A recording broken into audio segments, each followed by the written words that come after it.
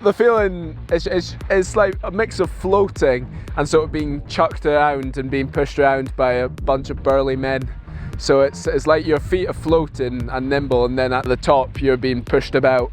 So it's quite yeah, it's hard on the upper body and very technical with the feet.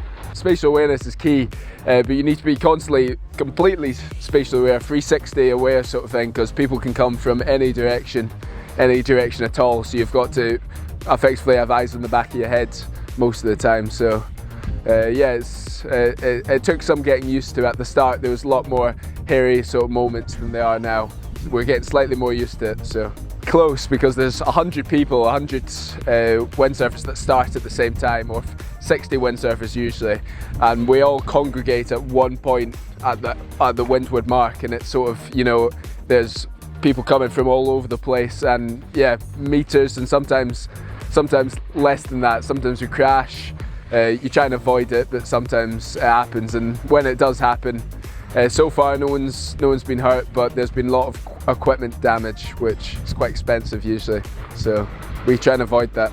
Been doing it since 2011, started in Loch Inch Water Sports, which is a loch up in the Scottish Highlands, and then did the UK sailing, and then went internationally. First event was in Poland, a place called Sopot, and then just travelled around the world on the RSX, which is the previous equipment, and now we're on the foiling class, which is pretty much the same racing but faster and raised out of the water.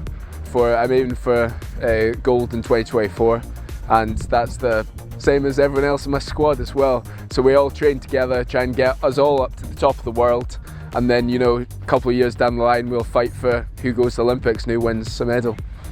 We're in Playa Blanca, Lanzarote. It's perfect. I think we've had one day out of, you know, 2 months that we couldn't sail, and probably if we went one side of the island or the other, we could have got enough wind to sail.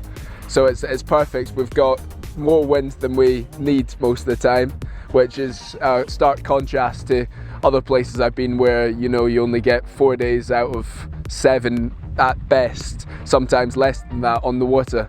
So, you know, you can maximise the time on the water out here, and it's perfect. It's sunny, windy, can't ask for more.